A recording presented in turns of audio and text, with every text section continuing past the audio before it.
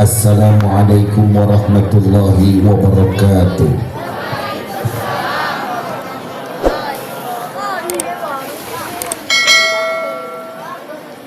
Suara menjawab salamnya seperti lagi puasa Ramadan belum buka puasa. Bu, Pak, kenapa lemes sekali? Orang yang puasa Ramadan saja habis buka semangat. Ini Ramadan masih 1 bulan lagi sudah lemes. Assalamualaikum warahmatullahi wabarakatuh.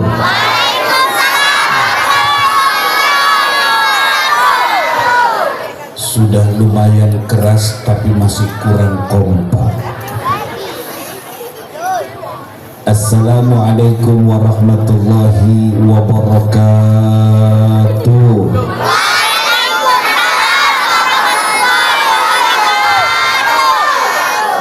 Nah, yang ketiga ini seperti orang kesal dan nampak. Alhamdulillah, alhamdulillahi rabbil alamin, wa bihi nasta'in ala umurid dunya waddin. Wassalatu wassalamu ala ashrafil anbiya'i wal mursalin sayyidina Muhammadin.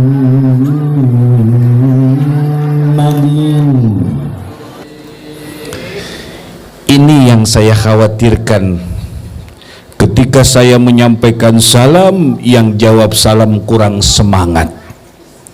Begitu saya menyebutkan nama seorang mulia, orang yang agung, orang yang terkenal sebelum orangnya ada, bahkan ribuan tahun silam dia sudah terkenal, bukan hanya di beberapa antero langit, bahkan di dalam surga tidak ada satupun permukaan datar kecuali Allah tuliskan namanya. Dan beliau juga yang melakukan perjalanan ajaib, yaitu perjalanan yang memakan waktu mestinya 5 miliar kecepatan cahaya, tapi ditempuh hanya dengan kurang dari setengah malam, yaitu baginda Nabi besar Muhammad.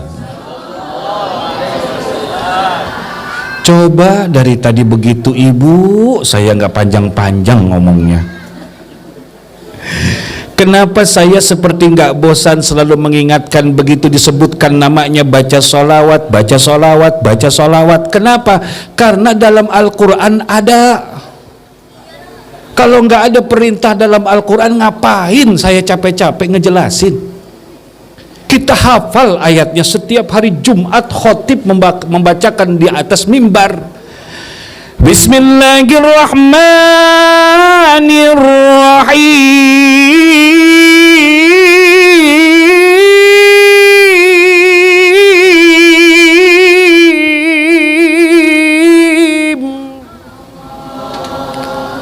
Lemes, nyebut Allah aja masih lemes. Ini saya curiga karena angin sepoi-sepoi ini.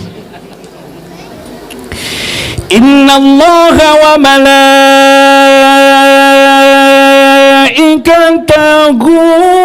yusalluna 'alan nabi.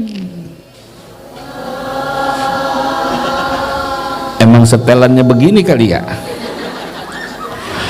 Sesungguhnya Allah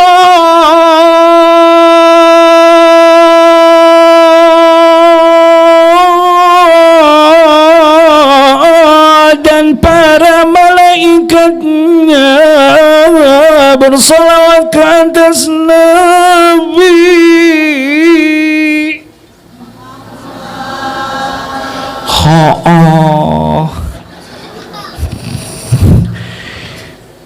Sesungguhnya Allah Subhanahu wa ta'ala beserta para malaikatnya bersolawat ke atas Nabi. Bu,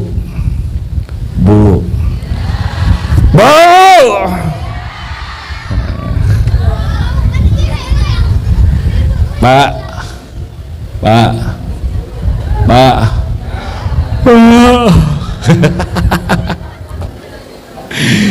Bapak ini jangan cemburu ya. Saya lebih banyak manggil nama ibu dibanding nyebut nama bapak. Kenapa? Bapak harus ikhlas karena jumlah bapak sedikit. Yang banyak jumlah ibu. Makanya nggak salah ketika Rasul ngajarin kepada kita untuk berbakti kepada siapa yang pertama, yang kedua, yang ketiga, baru yang keempat. Berapa ibunya? Pak, kalau ngomong gitu ibunya bapak langsung amin ya Allah gitu. Berapa bapaknya? Ibu-ibu di sini orangnya ikhlas ya. Sesungguhnya Allah dan para malaikatnya bersolawat ke atas Nabi.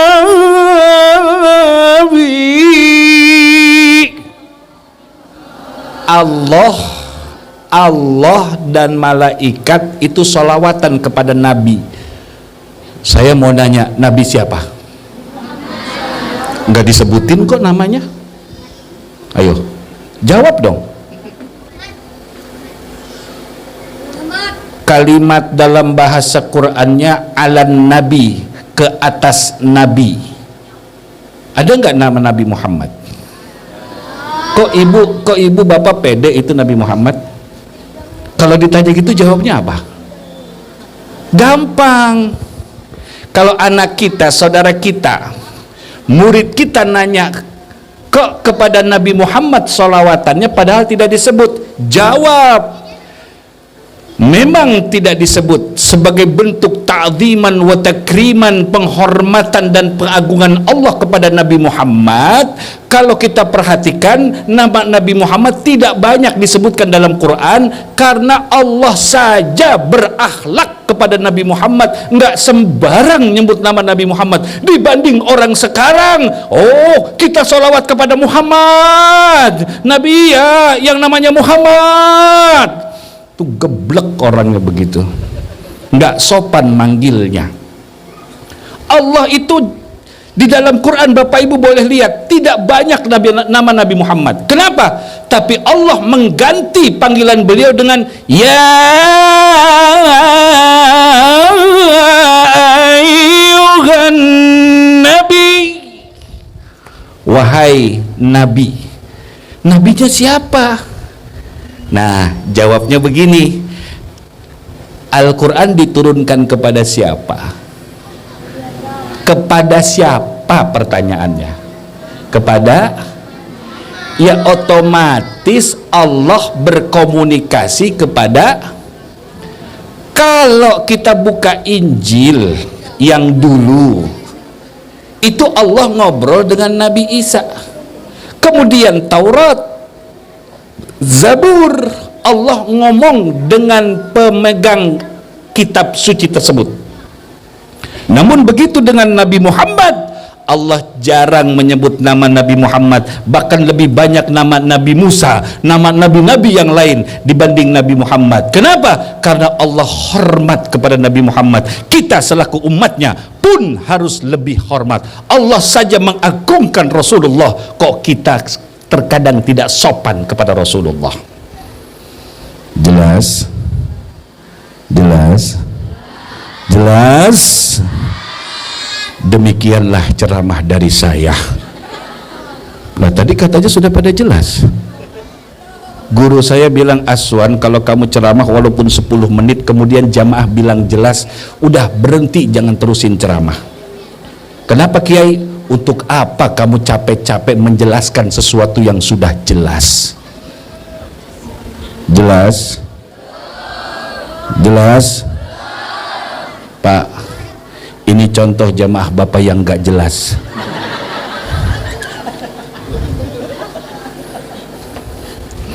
Maafin ya, saya ceramah pakai bercanda. Kenapa? Ini malam enak, malam libur panjang. Betul? Teman kita, saudara kita lagi jalan-jalan ke tepi pantai. Kita duduk pengajian. Jarang loh orang libur panjang duduk di majlis taklim. Berarti yang hadir di depan saya ini orang-orang pilihan Allah. Karena itu pengajian malam ini ditimpa hujan, orang liburan kita ngaji, di TV lagi rame, belum lagi sinetron gak berhenti-berhenti, angin sepoi-sepoi enakan tapi kenapa kita di majlis taklim? Ini orang-orang pilihan Allah. Jelas? Sudah mulai pandai. Itulah kenapa saya pakai canda Bapak Ibu, supaya Bapak Ibu nggak gampang ngantuk. Alhamdulillah. Jadi ketika ada yang bertanya, nggak disebutkan nama Nabi Muhammad, karena ayat itu Al-Quran yang kita tahu ini turun kepada baginda Nabi besar Muhammad. Ya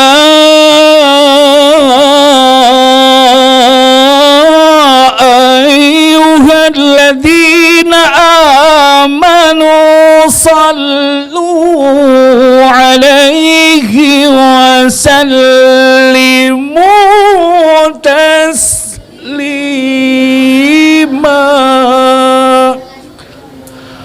Wahai sekalian yang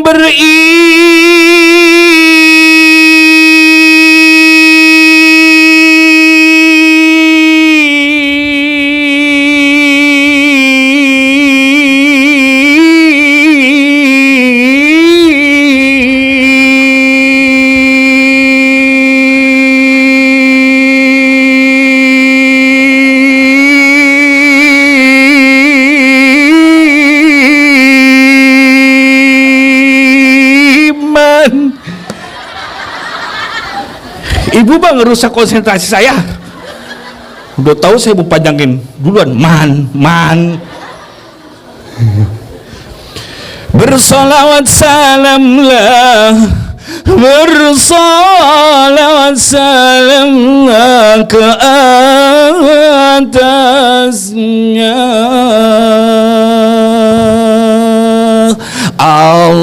Allahumma salli yang kencang ala sayyidina Muhammadin tibbil qulubi wa dawaiha, tinggi, wa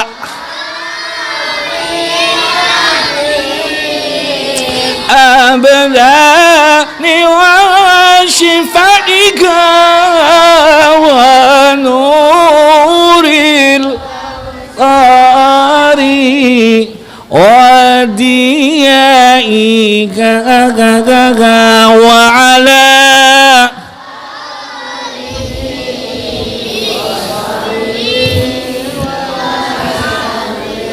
hal pertama yang kita bicarakan di majlis yang mulia ini adalah banyak-banyak baca sholawat. Jangan bosan. Saya mungkin termasuk orang yang tahu sedikitnya bahwa orang yang cinta baca sholawat Allah berikan kemuliaan dan kehormatan. Wa ala alihi wa sahbihi ajma'in, amma ba'du.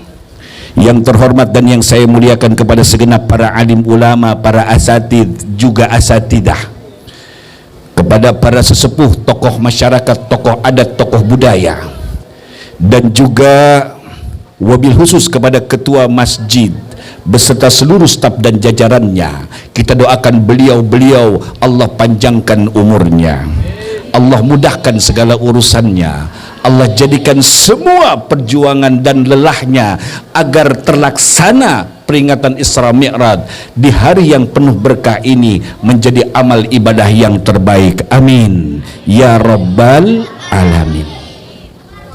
Juga kepada segenap pimpinan sipil, militer, kepolisian yang ikut mendukung terlaksana acara pada hari ini, mudah-mudahan acara ini menjadi pemicu kebersamaan, pemicu kehidupan lebih baik di dalam berbangsa dan bernegara. Amin ya rabbal. Juga kepada seluruh hadirin dan hadirat, bapak-bapak, ibu-ibu, adik-adik semua, remaja wan, remaja wati, remaja putra, remaja putri, dan juga anak-anakku semua, mudah-mudahan kalau ini menjadi amal kebaikan buat kita, insya Allah kita akan selamat dunia akhirat. Amin ya rabbal. Dan kelihatan di malam ini yang hadir dari wajahnya nampak seperti wajah calon penghuni sorga. Wajah penghuni sorga itu, Pak, di dalam kitab mirip kayak begini. Enggak pede. Wajah penghuni sorga mirip kayak begini, yaitu wajah-wajah penuh penderitaan. Ada yang ketawa tapi ketawanya asem. Ustadz, apa iya wajah saya penderitaan? Kebun sawit saya 10 hektar. Di sini selain sawit apalagi, Pak? Padi saya 20 hektar, apalagi? Hah? Toko dagang, terus apa lagi? Hah? Karet ada juga. Pantesan orang sini melar.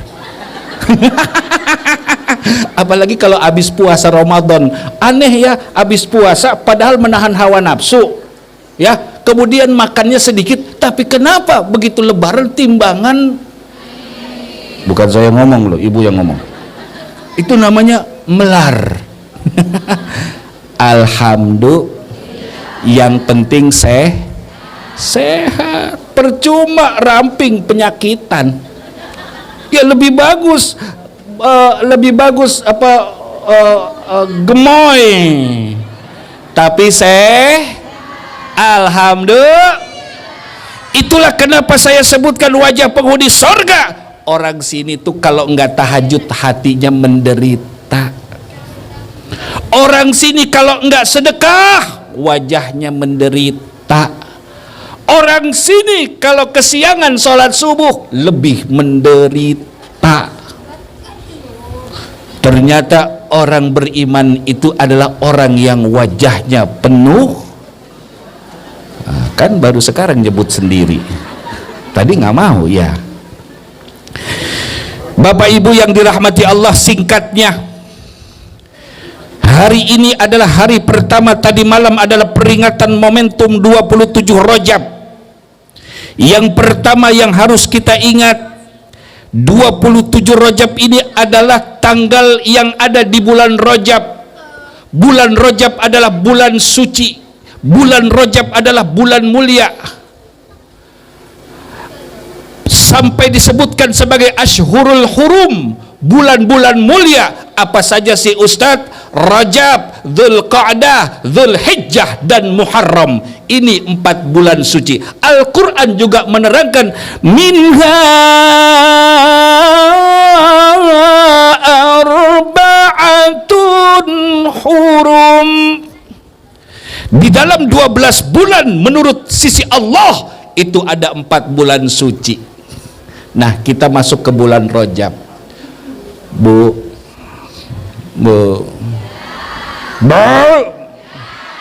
Pak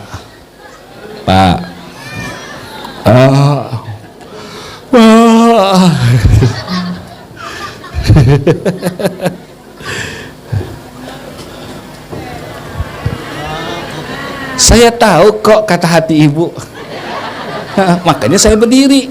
Tapi karena saya disediain bangku sama meja, saya harus hormati yang menyediakan. Makanya nanti habis berdiri saya duduklah. Masa ibu doang yang duduk? Enak banget.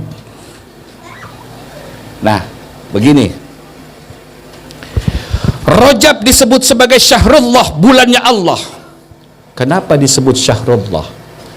Kitab-kitab ulama terdahulu, Bapak Ibu, menerangkan banyak hal keutamaan di bulan Rajab.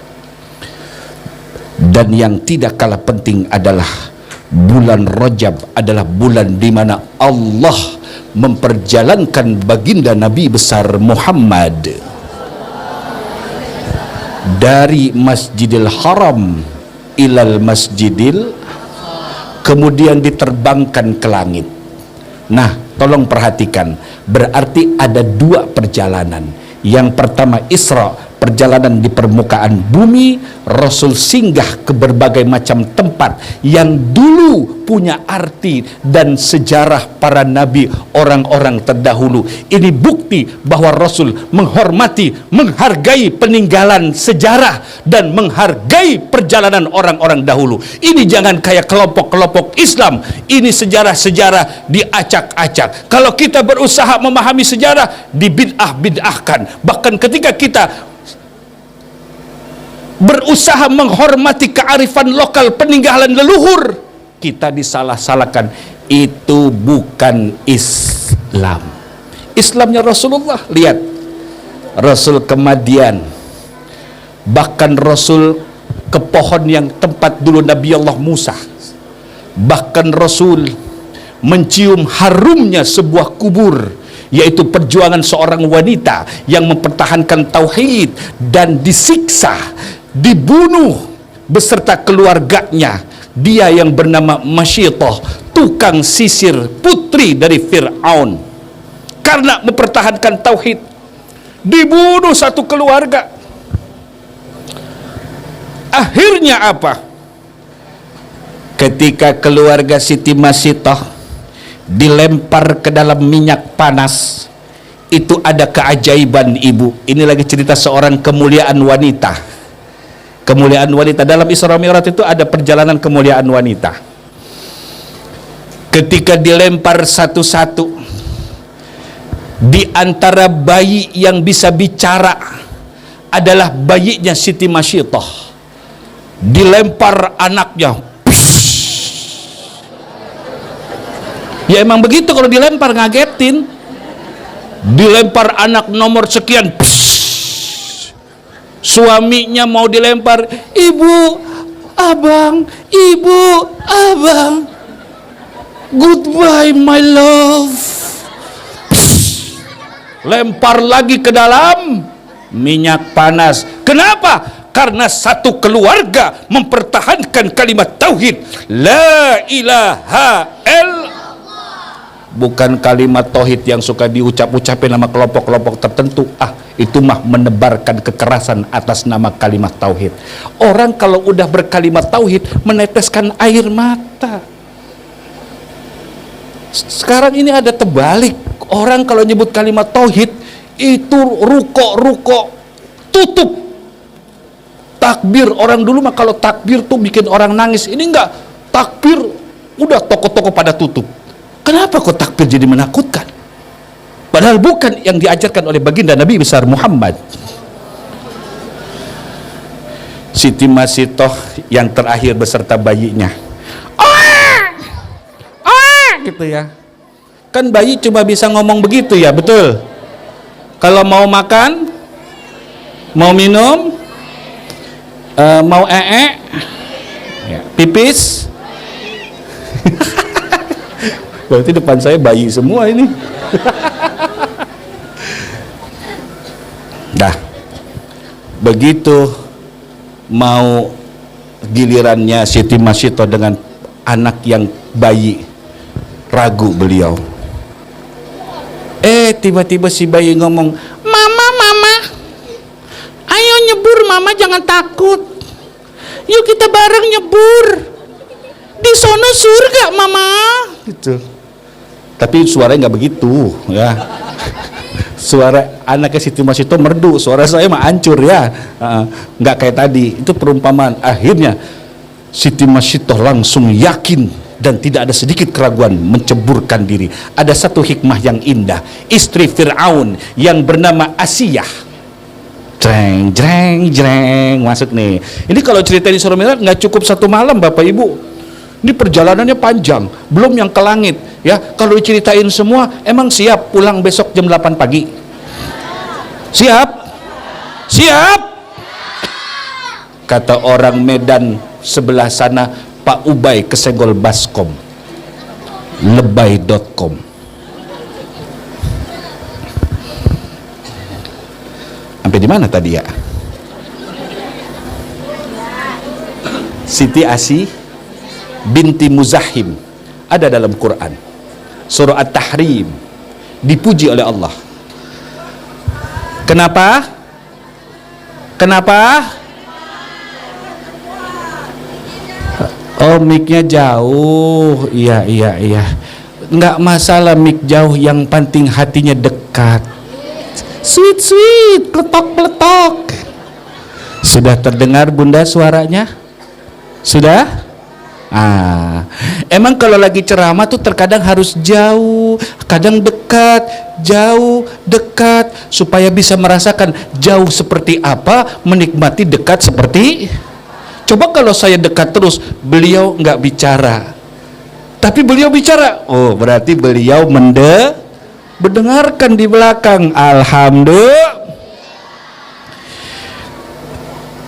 Begitu keluarga daripada Siti Masyito dilemparkan ke dalam minyak panas satu persatu. Ini ada dalam kitab Qissatul Mi'raj ama Mi'rajul Kubro, ada dalam kitab itu. Ternyata Bapak Ibu, setiap ruh yang keluar dari tubuh keluarga Siti Masyito, begitu mau menyentuh minyak panas, baru mau menyentuh, keluar ruhnya, lempar lagi, belum nyentuh, belum set. Jadi mereka tidak merasakan panas dan tidak merasakan siksa yang dilakukan oleh para pejabat-pejabat dari Fir'aun. Dan ketika ruh itu keluar, istri Fir'aun ngeliat, ya Allah, yang lain nggak ngelihat, cuma istri Fir'aun.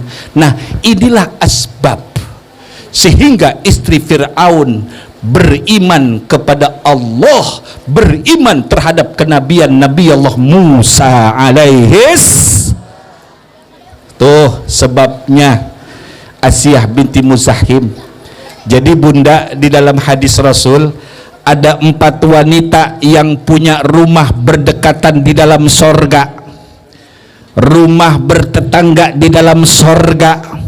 Hanya 4 wanita yang punya tetangga di dalam sorga, dan rumah 4 wanita mulia ini berada di kedalaman sorga, jauh dari segala hingar-bingar bisingnya surga, dan mereka berada di sebuah tempat rumah yang indah di dalam sorga, diberikan rumah oleh Allah, yaitu rumah yang terbuat dari batu mutiara yang dilubangi. Buka dalam tafsir Ibnu Katsir, ada tafsir daripada surah At-Tahrim. Siapa wanita itu? Siapa 4 orang wanita mulia yang bertetangga di dalam surga dengan rumah yang indah, merupakan karunia dari Allah Subhanahu wa taala? Yang pertama adalah rumah Siti Khadijah. Nggak perlu saya ceritain lagi perjuangan Sayyidah Khadijah, betul Ibu?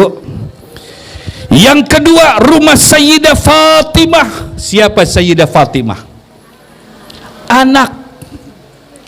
Kalau Sayyidah Khadijah merupakan simbol seorang janda. Ceng. Simbol apa?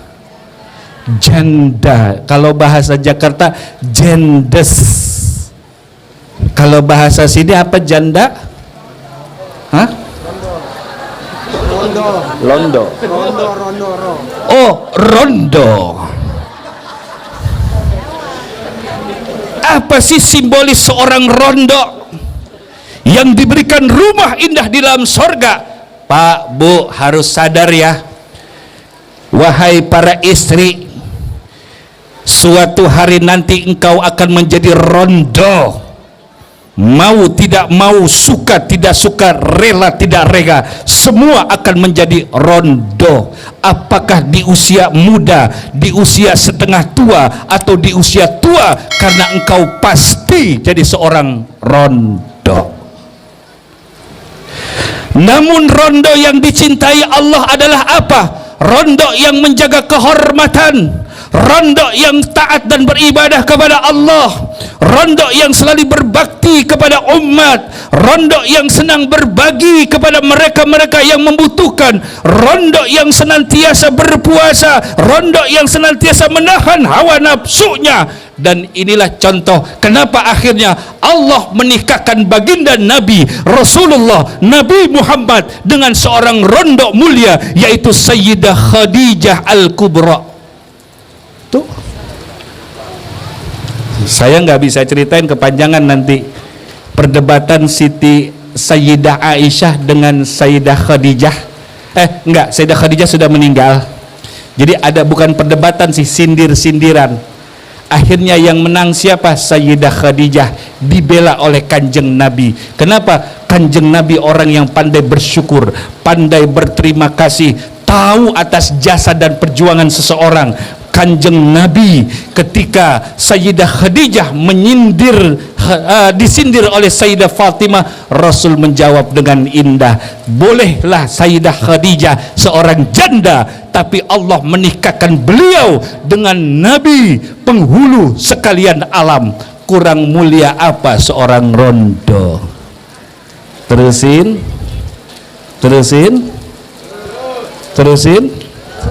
Ini kayaknya serius nih. Ya. Kemudian yang kedua, Sayyidah Fatimah Zahrah binti Muhammad, seorang putri wanita mulia, seorang istri salihah yang bersabar dalam kemiskinan. Sayyidina Ali profesinya sebagai tukang air yang penghasilannya tidak seberapa, bahkan ada kisah yang menyedihkan, menggugah jiwa, meneteskan air mata ketika di hari raya Idul Fitri, selesai sholat Idul Fitri, satu keluarga Sayyidina Ali, Sayyidah Fatimah dengan Hasan dan Husain mengunci pintu rumahnya. Habis takbiran, habis sholat Idul Fitri, kunci pintu rumah. Sahabat datang dong, pengen lebaran. Begitu sahabat datang, ketuk pintu, dibukalah oleh Sayyidina Ali. Begitu dibuka oleh Sayyidina Ali, tercium bau busuk dari dalam rumah. Ini kisah di hari raya Idul Fitri.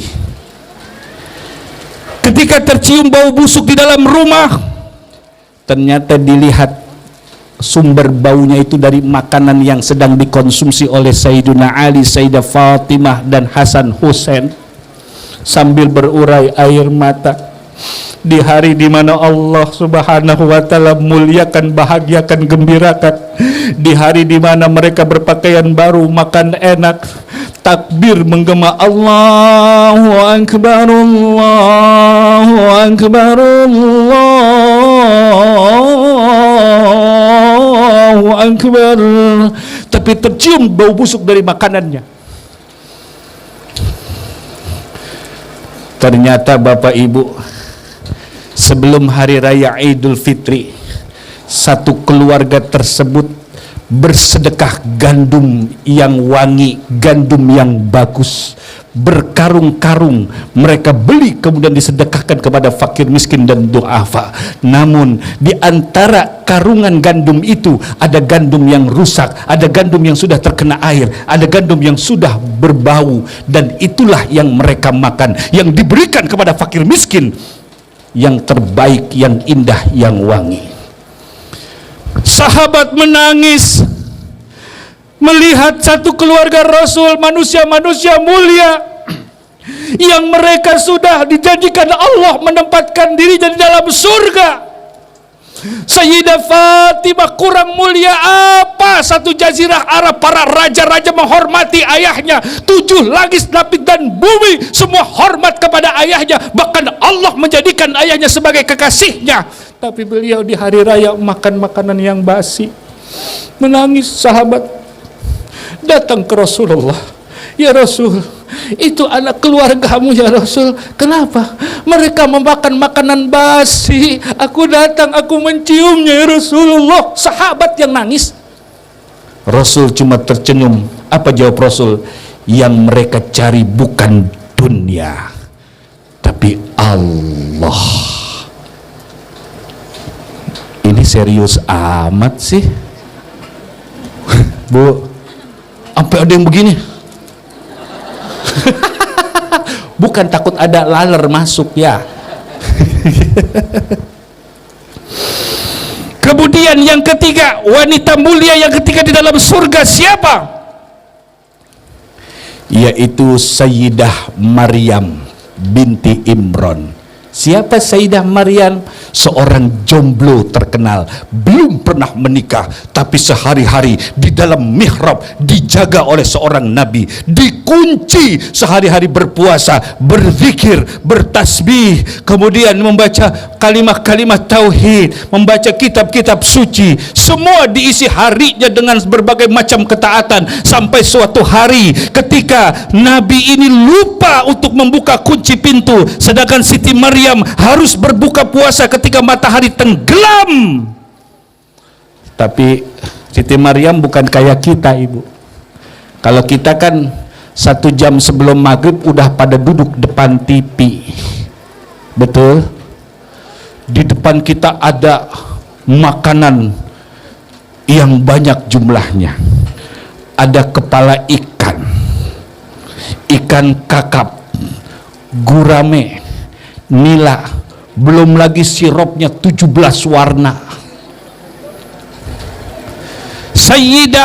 Sayyidah Maryam lupa dibuka pintunya, dikunci dari luar untuk berbuka puasa, tapi apa yang dicarinya bukan untuk berbuka puasa. Beliau tidak peduli apakah akan makan atau tidak, yang dicari adalah keridhaan Allah subhanahu wa ta'ala. Makanya diajarkan kepada kita menjelang berbuka puasa, asyhadu an la ilaha illallah astaghfirullah as'aluka ridhaka wal jannata wa a'udzu bika min sakhatika wan nar. Allahumma innaka afun karim tuhibbul fa'fu anna ya karim. Gak mikirin buka pakai apa. Allah yang maha tahu langsung menurunkan dari langit makanan. Itu makanan lengkap di dalam mihrabnya Sayyidah Maryam. Bahkan di dalam kisah, di dalam kitab hadis Nabi, itu air es yang diturunkan dari langit di dalam sebuah cawan indah sampai basah daripada gelas itu sendiri, saking dinginnya. Itu makanan dari langit Allah turunkan, bukan dari bumi, bukan dari sawah, bukan dari sungai, bukan dari mata air, tapi semua makanan yang masih hangat Allah turunkan dari langit. Sang Nabi lupa, ya Allah udah isya belum ngebuka. Siti Maryam begitu dibuka pintunya, subhanallah, kaget. Ini makanan dari mana? Masuk lewat mana? Kuncinya sama saya. Ditanya dong, Nabi siapa itu? Nabi siapa? Hah? Nabi siapa? Ngomong aja nggak apa-apa. Siapa namanya? Bukan Isa. Isa tuh anaknya ibunda Maryam. Siapa namanya? Zakaria. Nabi Zakaria. Akhirnya Nabi Zakaria bertanya, wahai Maryam, ini makanan dari mana? Minas sama, dari langit. Kaget. Akhirnya kan Nabi Zakaria lagi tunggu anak yang istrinya mandul, belum melahirkan, punya anak namanya Yahya.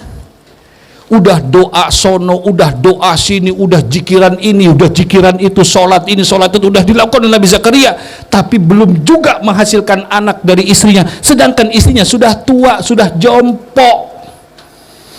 Begitu melihat tempat turunnya makanan dari langit, langsung dalam hati Nabi Zakaria begini berkata, ini tempat mustajabah, Begitu Sayyidah Maryam sedang keluar dari mihrab, langsung Nabi Zakaria menduduki tempat Sayyidah Maryam, berdoa bermunajat kepada Allah untuk diminta anak keturunan.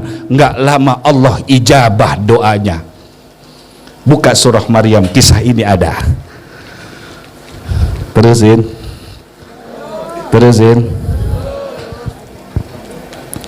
Dan yang keempat, siapa wanita mulia itu? Yang keempat, Sayyidah Asiyah binti Muzahim.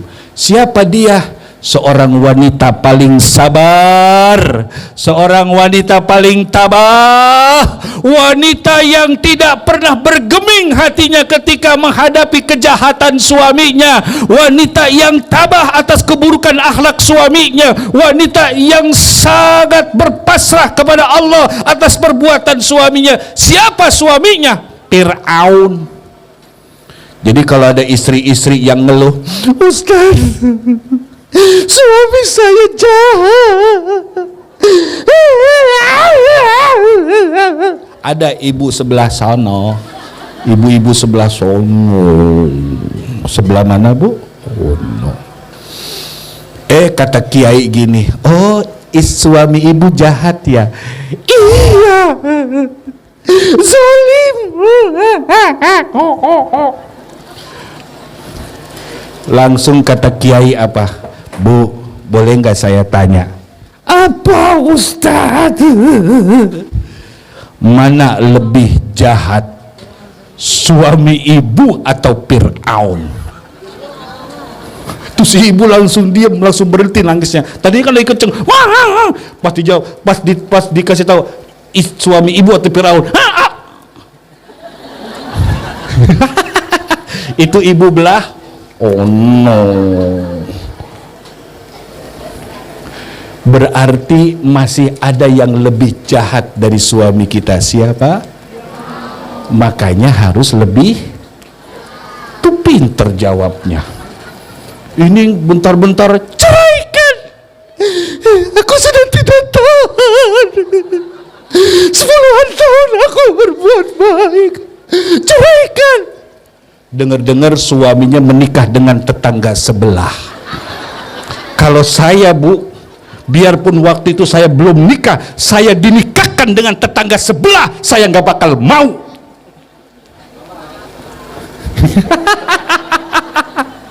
Masih belum nyambung, yang belum nyambung, masih bengong. Yang ini udah nyambung tuh ya.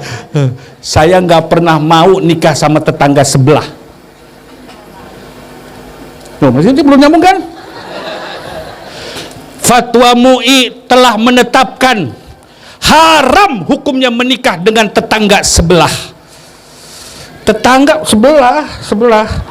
Tuh kan?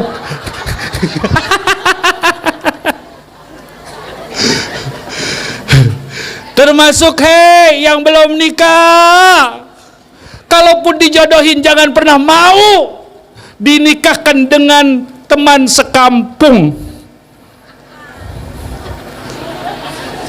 Dinikahin sama sekampung ya jangan mau.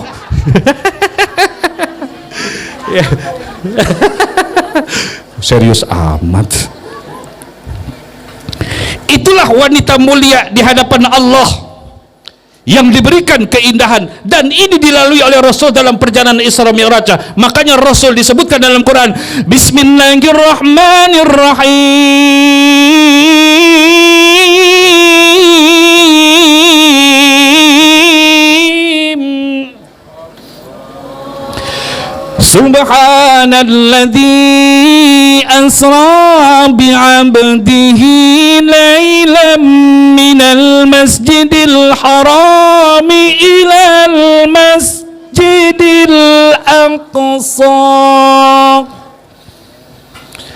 alladzi barakna hawlahu linuriyahu min ayatina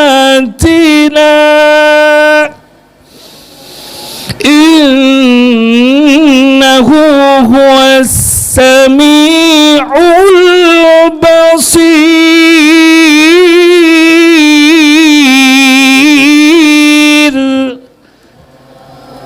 Allah menerangkan dalam Quran dengan kalimat subhana. Kata pakar ilmu sorof, ilmu nahu, subhana ini adalah kata kerja dan dia menempati tempatnya masdar. Di situ ada kata kerja tapi tersembunyi. Tuh kalau kalangan ahli ilmu alat. Dan disinilah kenapa Allah memakai kalimat yang indah seperti itu, mengawali ayat perjalanan yang menakjubkan dengan kalimat subhana. Karena setelah kalimat subhana ini, alladzi asra bi 'abdihi, yang telah memperjalankan, ingat memperjalankan, bukan Rasul melakukan perjalanan tapi memperjalankan, bi 'abdihi, hambanya. Siapa hambanya? Kenapa enggak disebut bi nabiyhi atau bi rasulihi tapi disebutkan bi 'abdihi? Ternyata ulama menafsir bahwa kalimat abdun ini adalah kalimat ketawadhuan, rendah hati. Yang kedua, kalimat abdun ini membuktikan bahwa yang diperjalankan ini adalah seorang abdi, seorang budak, seorang yang taat, seorang yang patuh, seorang yang mulia. Dan yang ketiga, kalau dipakai binabiyihi atau birasulihi, khawatir akan terjadi kesesatan seperti yang pernah terjadi pada kaum-kaum terdahulu. Tuh ulama sampai segitu membongkar dan membedahnya. Jadi kalau di pesantren kita membahas subhana ini, kita tarkib supaya santri yang mendengar pun dapat ilmu alat. Kenapa Allah memakai kata subhana? Kenapa nggak pakai kata hamidana atau ahmaduhu wa ahmaduna? Kenapa nggak memakai kalimat-kalimat yang memakai kalimat tahmid, tapi kenapa memakai kalimat tasbih? Kemudian kenapa bi'abdin? Kenapa lailan, pada malam hari perjalanannya? Ini juga memberikan kita sebuah pengetahuan bahwa perjalanan bi'abdihi, hambanya ini, memberikan bukti bahwa Rasulullah melakukan perjalanan dari Masjidil Haram ke Masjidil Aqsa memakai buruk. Begitu sampai di Masjidil Aqsa, Allah terbangkan ke langit, tembus langit pertama, kedua, ketiga, keempat, kelima, keenam, ketujuh, terus ke Sidratul Muntaha dan bertemu dengan Allah Subhanahu wa taala. Pada setiap langit Allah pertemukan dengan para nabi, Nabi Adam, Nabi Yusuf, Nabi Harun, bahkan Nabi Musa, Nabi Ibrahim, Nabi Idris, para nabi terdahulu yang sudah meninggal dunia Allah pertemukan. Kenapa saya jelaskan ini? Karena masih ada orang-orang yang ngaku beragama Islam gak percaya dengan Mi'raj. Dalam akidah mereka ini, maaf ya, ada kelompok Islam yang bukan dari Indonesia, itu mereka berakidah Mi'raj itu gak pernah mau dibahas. Kenapa? Karena bertentangan dengan akidah mereka bahwa orang yang sudah meninggal, orang mati gak bisa buat apa-apa lagi. Tapi dibuktikan dalam Quran, hadis Rasul juga membuktikan. Langsung hadis-hadis sahih menyebutkan bahwa Rasul bertemu dengan Nabi Adam, dan ketika bertemu dengan Nabi Adam menyambutnya, Nabi Adam menghormatinya, Nabi Adam memberikan salam kepadanya, juga Nabi Adam mendoakannya. Dan Nabi Muhammad melihat dari punggung Nabi Adam, dari sebelah kanan ada butiran-butiran bercahaya, namun dari sebelah kiri ada butiran-butiran gelap gulita. Dijelaskan oleh malaikat Jibril, itu adalah perumpamaan anak keturunan Adam. Yang dari kanan adalah para penghuni surga yang akan dijamin masuk ke dalam surga, yang sebelah kiri adalah mereka-mereka yang akan menempatkan neraka. Jadi sudah tertulis Bapak Ibu, sakiyun au sa'idun, celaka atau bahagia, itu sudah ada tulisannya. Penduduk sorga sudah ada tulisannya, penduduk neraka pun sudah ada daftarnya. Begitu berjumpa dengan Nabi Yusuf, Rasul kagum, ya Allah ganteng amat, ya keren amat Nabi Yusuf. Bertemu bertemu dengan para nabi yang lain, termasuk Nabi Allah Musa di langit ke-6, Nabi Ibrahim di langit ke-7, wa huwa mustanidun, lagi nyender kepada apa? Kepada bentuk seperti Ka'bah di dunia, dan itu tempatnya tawaf para malaikat yang bernama Baitul Ma'mur. Kata Rasulullah, tidak kurang dari 70.000 malaikat bertawaf kepadanya setiap satu hari, dan kemudian dia keluar dari sana, kembali lagi besoknya 70.000 malaikat yang baru bertawaf setiap hari di Baitul Ma'mur. Menurut ulama, Baitul Ma'mur itu adalah rumah seperti Ka'bah yang Allah letakkan di langit ke-7. Dan kata ulama, kalau engkau ingin tahu posisinya seperti apa dan di mana, kalau ada orang ngelempar batu dari Baitul Ma'mur, itu batu jatuhnya persis di atas Ka'bah, sejajar. Manusia tawaf di bumi, malaikat tawaf di langit. Alhamdulillah, tuh kita pengen dikasih pahala. Allah tuh pengen, Allah ngasih hujan begini Bapak Ibu, itu pengen menggandakan pahala kita. Sebelum hujan pahalanya besar, dikasih hujan tetap bersabar lebih besar. Alhamdulillah. Kamera nggak apa-apa itu, anti air ya. Alhamdulillah. Kalau emang anti air, coba buang ke kali. Terusin. Suara saya kedengaran? Masih kedengaran? Kalau emang kehujanan, maju ke belakang lagi supaya persis di bawah tenda.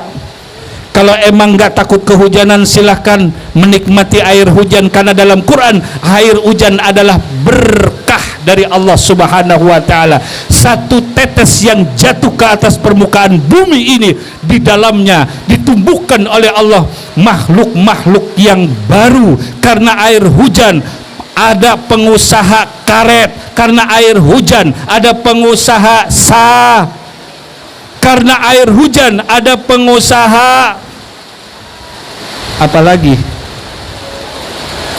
pokoknya fa akhraja bihi minas samarati rizqan lakum. Begitu Allah turunkan air dari langit, fa akhraja bihi, hi-nya itu khitabnya kembali kepada air, kepada hujan. Dengannya Allah tumbuhkan tumbuh-tumbuhan, rizqan lakum, yang akan menjadi rizki buat kalian semua. Alhamdulillah. Nah, Bapak Ibu yang dirahmati Allah, perjalanan Isra Mi'raj adalah perjalanan yang tidak masuk akal, tapi bukan berarti tidak diterima oleh akal. Karena itulah kata ulama, memahami Isra Mi'raj itu harus memahami dengan iman, dengan hati. Kenapa? Karena engkau akan sulit untuk memahami dengan akal. Tetapi terbukti sekarang, karena Isra Mi'raj 1500 tahun yang lalu Allah ciptakan. Lihat pengusaha-pengusaha Amerika, perusahaan Boeing yang mengeluarkan, yang memproduksi pesawat-pesawat terbang. Tuh lihat, itu kan dari Isra Mi'raj. Dulu kan Nabi Muhammad diketawain sama orang-orang jahiliyah. Begitu Nabi Muhammad menceritakan, aku akan cerita, tadi malam aku diperjalankan oleh Allah dari Masjidil Haram ke Masjidil Aqsa, kemudian aku diterbangkan ke langit, dan aku sudah kembali lagi ke kota Mekah, ke samping Ka'bah, itu sebelum sholat subuh, padahal berangkatnya jam 12 lewat dikit, kurang dari setengah malam sudah kembali. Sedangkan perjalanan Rasulullah panjang, sampai orang jahiliyah berkata apa? Nggak mungkin itu Rasulullah melakukan perjalanan. Kalau ke Palestina, kalau ke Masjidil Aqsa, itu perjalanan 1 bulan perginya, pulangnya 1 bulan, jadi 2 bulan. Ini dia bilang kurang dari setengah malam, ditambah dia bilang juga pengakuannya dia terbang ke langit. Mau diketawain sama orang-orang jahiliyah. Bu, Pak, kalau ada orang yang mencuci otak kita dengan kata-kata bahwa Nabi Muhammad itu bukan Isra Mi'raj, tapi ngimpi ini adalah sesat. Yang bilang Nabi Muhammad Isra Mi'raj itu adalah mimpi, dia adalah sesat. Mau buktinya, mau penjelasannya, mau datanya, nih buka dalam sejarah, buka dalam hadis Bukhari Muslim. Karena Rasul mengaku melakukan perjalanan Isra